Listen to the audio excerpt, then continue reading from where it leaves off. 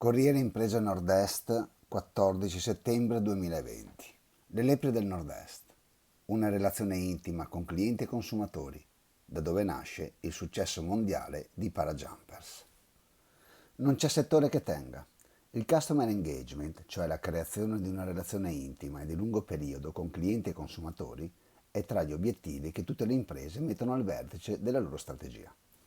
Il settore però plasma nelle leve gestionali da attivare e le competenze da mobilitare per centrare l'obiettivo, dalla qualità intrinseca di prodotti e servizi al loro grado di innovazione, dal valore estetico al significato simbolico alla combinazione di tutti questi e a volte altri fattori. La ricerca del customer engagement è la cifra che meglio rappresenta il percorso evolutivo di APA Partners, l'impresa trevigiana nota alle cronache per Parajumpers, il suo brand di giubbotti che integra anima sportiva e stile urban metropolitano e dall'estetica ormai iconica. Nata come filanda per opera di Antonio Paolon, oggi l'azienda è la seconda generazione e mezzo, perché nelle posizioni apicali, accanto ai figli del fondatore, Ermanno e Giuliano, oggi rispettivamente 67enne e 63enne, figurano due delle 5 figlie che rappresentano la terza generazione.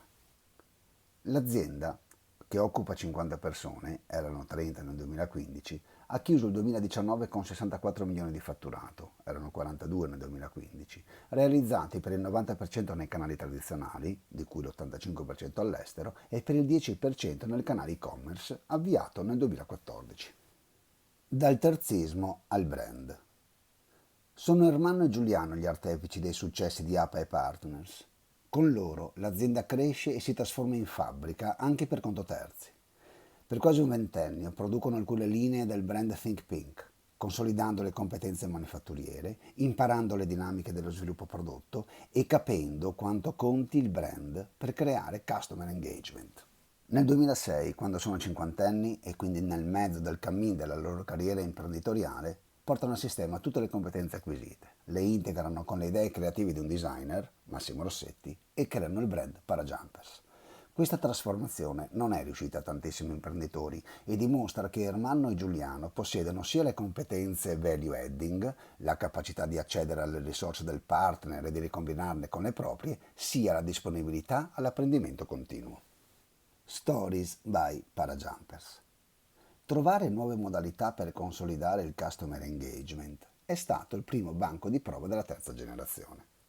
Il brand Parajumpers si ispira al nome dei componenti del 210° Rescue Squadron, unità dell'Alaska Air National Guard, che effettua salvataggi in zone remote e inaccessibili.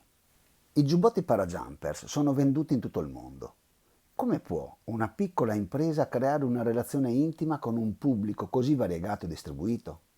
Il linguaggio veicolare scelto è stato raccontare storie, parlando sempre di luoghi, da Detroit alle Svalbard, alla Sardegna, e di persone comuni, ma mai di prodotto. Storie per immagini, comprensibili a ogni latitudine da tutti i possibili segmenti di clienti. A Ermanno e Giuliano, cresciuti a pane e prodotto, va il merito di aver subito dato alla terza generazione la fiducia necessaria per innovare nella discontinuità. Futuro in rosa, presente civico. La primogenita delle 5 donne della terza generazione è Gloria Paolon, oggi 37enne. Entrata in azienda nel 2008, per alcuni anni ha guidato la funzione commerciale, promuovendo alcune delle innovazioni più significative, tra cui l'avvio del canale e-commerce, e oggi è in staff all'amministratore delegato che è suo padre, presidiando l'area societaria e legale e la protezione della proprietà intellettuale.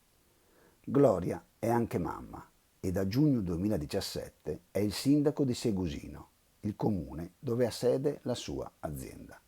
Quindi, lasciatemelo dire, al nostro futuro sostenibile servono non una, ma 100, 1000 Gloria Paolon. APE Partners è una delle tante imprese a proprietà familiare che definiscono l'identità del fare impresa all'italiana, ma è una delle non molte imprese che ha saputo evolvere passando dal terzismo al brand, trovando nuovi linguaggi per raccontare il proprio prodotto a livello globale, che ha dato libertà di azione alla terza generazione per innovare nella discontinuità e che si appresta ad avere un futuro in rosa.